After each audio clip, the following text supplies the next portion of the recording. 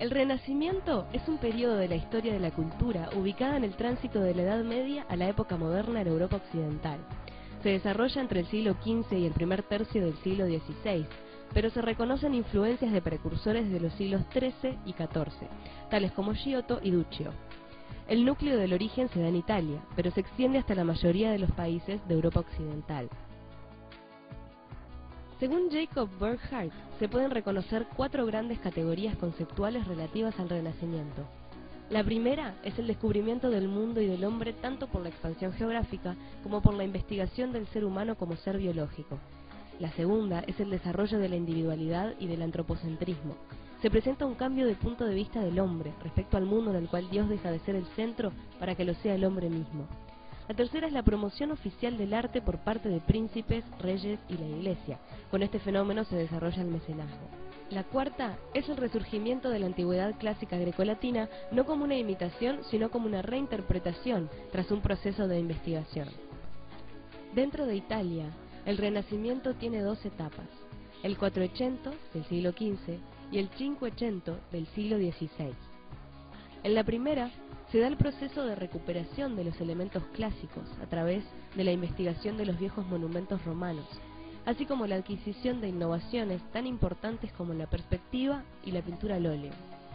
En la segunda, se alcanza la madurez de la forma clásica renacentista a través de los grandes maestros de la época, no por medio de una imitación formal de lo antiguo, sino a través de la utilización de los grandes conceptos que definen lo clásico: el orden, la proporción, la armonía, el ritmo, la medida, la simetría y lo que los griegos llamaban euritmia.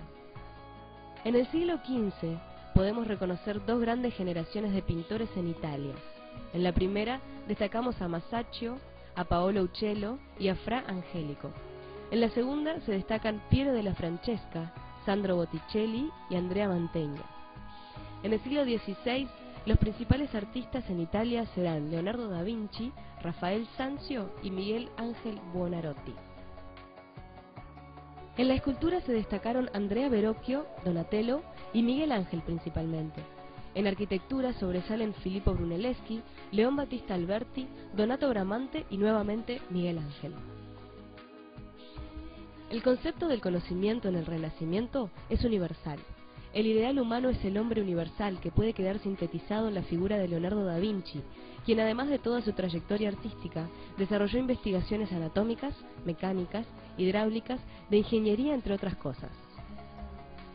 En el siglo XVI, Europa recibe el impacto de varios hechos que provocaron una seria crisis de la conciencia europea: el descubrimiento de América y la corrección de la imagen del mundo de la época, la ruptura de la unidad del cristianismo con las reformas protestantes, el saqueo de Roma por las fuerzas imperiales de Carlos V, la teoría heliocéntrica del universo desarrollada por Copérnico.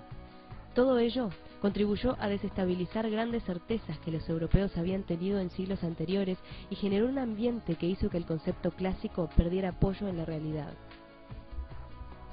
Se considera que a partir de 1535, y en especial en la obra de Miguel Ángel, se pueden apreciar los primeros signos de cambio que indican el decaimiento de lo clásico y la aparición de los primeros rasgos del manierismo.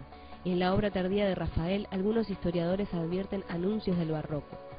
El resto del siglo XVI mostrará estas 2 corrientes como alternativas a la crisis de lo clásico y a la fase más tardía del Renacimiento.